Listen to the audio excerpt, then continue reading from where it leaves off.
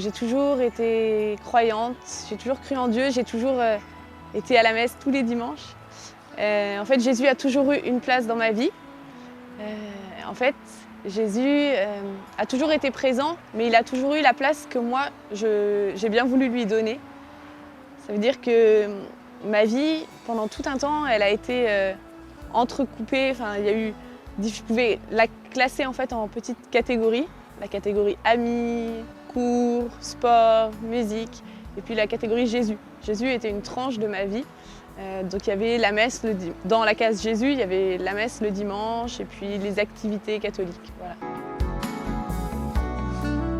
J'ai commencé mes études secondaires, mes études universitaires, et là j'ai rencontré une amie qui avait une vie très très difficile. Au niveau de sa famille, c'était très très difficile. Et en plus, elle est tombée malade, elle a eu une très grave maladie. Et moi, ça m'a fait me poser beaucoup de questions. En fait, je me suis dit, mais Seigneur, comment est-ce possible? Pourquoi ma vie est si belle? Pourquoi sa vie est si horrible? J'ai pris conscience à quel point ma vie était belle. Mais c'est vrai que je ne comprenais pas, parce que je savais que la souffrance existait, je savais que le mal existait, mais je n'avais jamais été confrontée vraiment tout près. Et alors, en fait,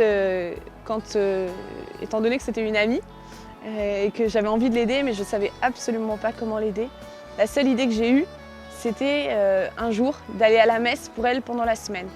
C'était un petit peu bizarre comme idée parce que la messe, petit à petit pour moi, c'était devenu un petit peu une routine, enfin, c'était une tradition, il fallait y aller. Mais parfois, je sortais de la messe en me disant c'est rentré ici, c'est sorti ici, mais j'ai rien retenu. Et en fait, j'ai eu quand même ce désir d'aller à la messe pour elle, et vu que je ne savais pas comment l'aider autrement, et ben, j'y suis allée. Et en fait, au moment de la communion, comme d'habitude, je me suis avancée pour communier.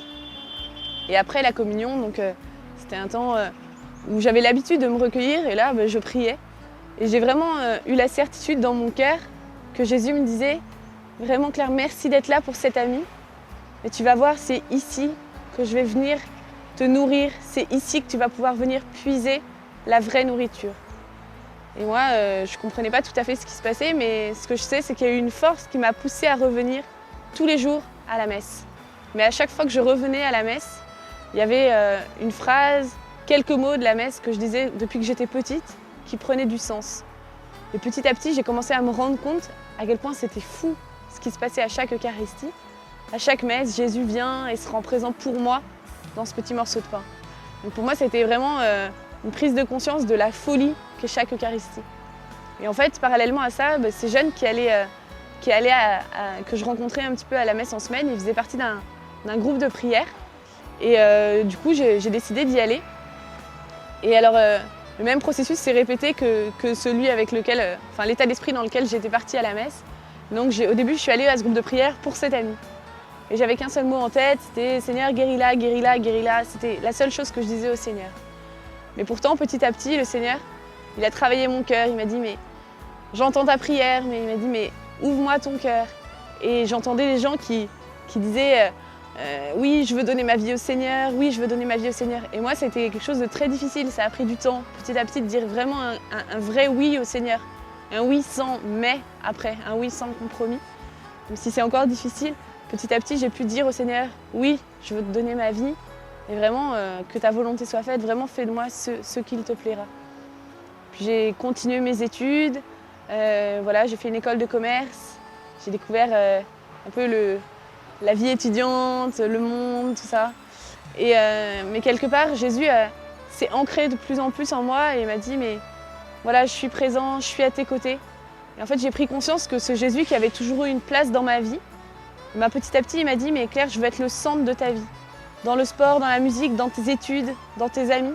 Je suis présent et je te montre à quel point je suis présent. » Et du coup, voilà, Jésus est devenu petit à petit le centre de ma vie. Et j'ai commencé à lui laisser plus de place, mais en continuant mes études, tout normal. Et en fait, la conséquence de ça, c'est que petit à petit, dans mon cœur, est né un peu le désir d'annoncer ce Jésus à ceux qui m'entouraient. Mais je disais à Jésus, je suis assez directe quand je parle à Jésus, et je dis oui, mais tu vois, je ne vais pas aller voir mon voisin et lui dire « Bonjour, j'hésitais ». Non, c'était pas du tout ça. Du coup, je disais vraiment au Seigneur, mais si tu veux que je raconte à telle ou telle personne un peu ce qui m'est arrivé, et bien vraiment, je te demande que les personnes viennent et me posent des questions.